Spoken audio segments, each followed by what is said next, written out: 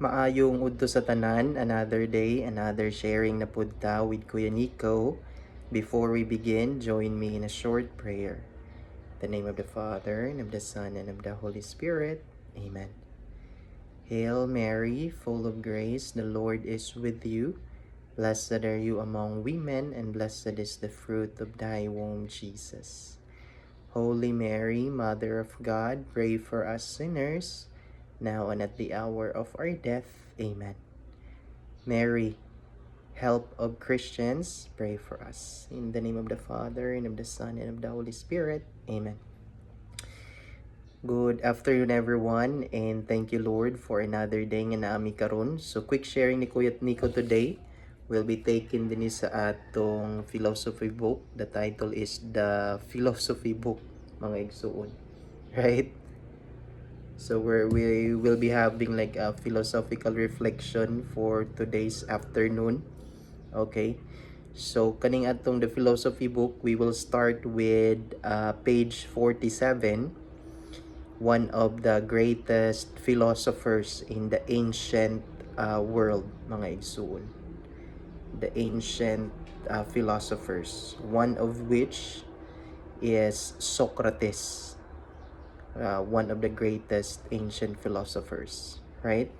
Sumukuha tag one of his teachings, as we all know nga broad kayo ang philosophical works and teachings of Socrates, but we will read, meditate, and reflect on one of his greatest work and teaching, mga igsoon. Alright? So ingon din ning one of the famous saying or quote ni Socrates is that the life which is unexamined is not worth living. Okay? Again, the life which is unexamined is not worth living. So if we all know, kita tanan mga tao, we have our human life, and we are bound by time and space. No, very good to reflect that the human life, the human person that we are limited by time and space at the same time. We are finite beings, mga igsuon. Right? So, unsa man i-explain na to atong i-try og meditate and reflect unsa di ay but pasabot ni Socrates when he said that the life which is unexamined is not worth living. Okay? So, short philosophical reflection today. So, one of the reason ngano naingon na ni Socrates is that the only life worth living is a good life. Again, the only life worth living is a good life, mga igsuon. So, iya ding but pasabot nga, we need to examine our life, we need to think about it, meditate, reflect, contemplate about it. If we examine our human life, our human time, strength, energy, our existence, our very being here on earth, mga igsuon, right? Examine it. If we are living a good life, good ba, maayo ba ang atong kinabuhi, or it could be not a good one, right? So ana din siya nga I can only live a good life if I really know what is good and evil are. So muna iyang third position, right? After examining, a good life should be the one that we're living. So we can only live a good life, a good, maayo na kinabuhi, if we really know, if kabalo ba yun ta, right? It starts on the mind always, mga igso. Starts on thinking, understanding. It starts on the human reason, human intellect.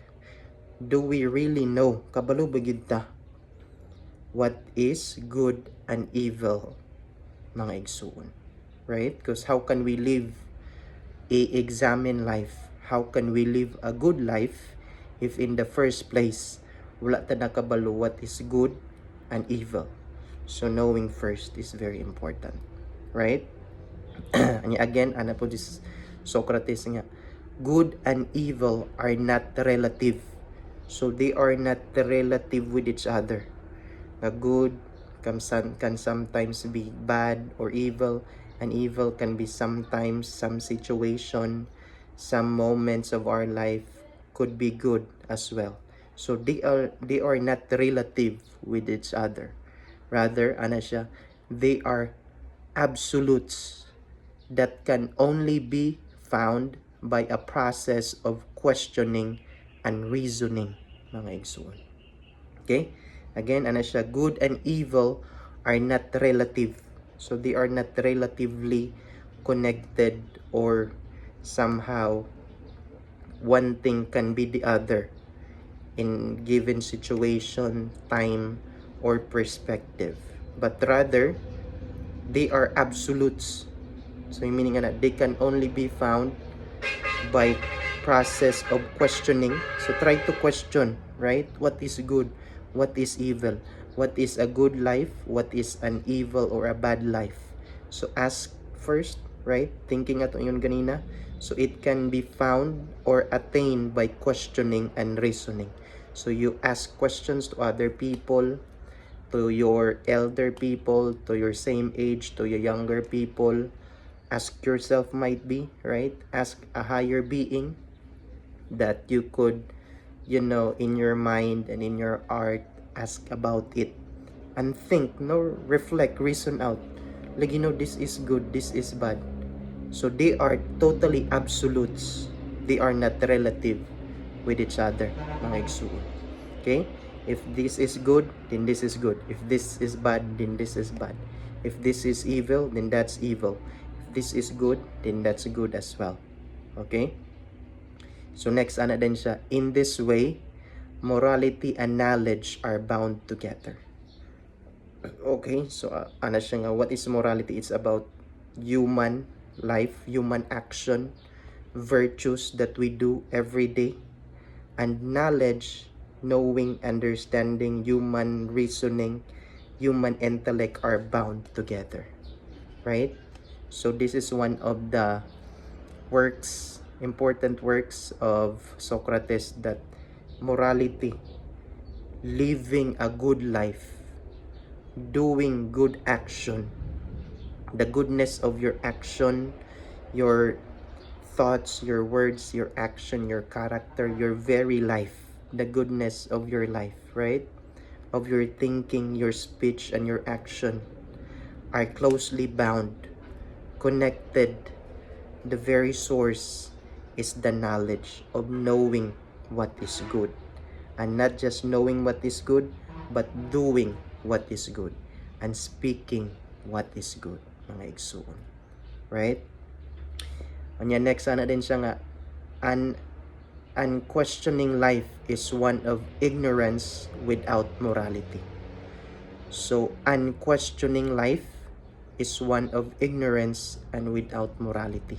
So ang kinabuhi daw nga, dili nimo gina-question, dili nimo ginapangutana, dili nimo gina-reflect, meditate, contemplate about, is one of ignorance and without goodness of life, without goodness of thoughts, of words, action, and character.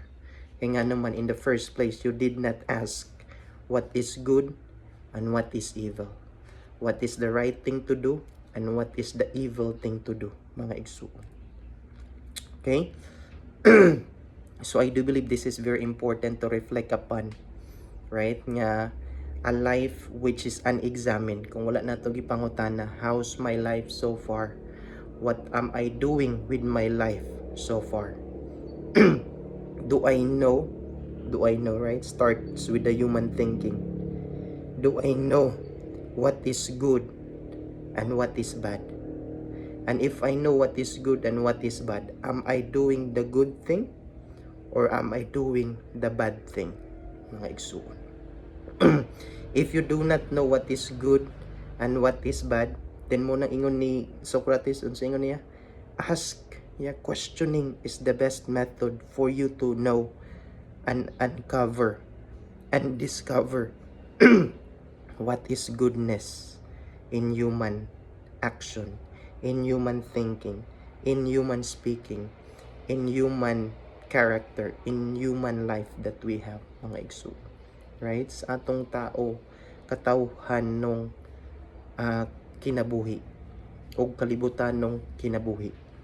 It's very important that we know what is good and what is evil. So start questioning yourself, right? Reflect, meditate, contemplate.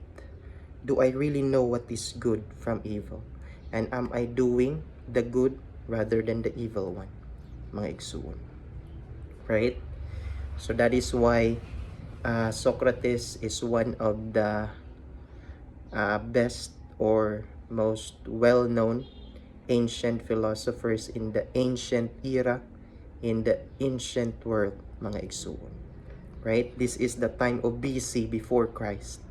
Mo gani ng philosophy established first before the coming of theology, mga igsoon, before the coming of our Lord Jesus Christ.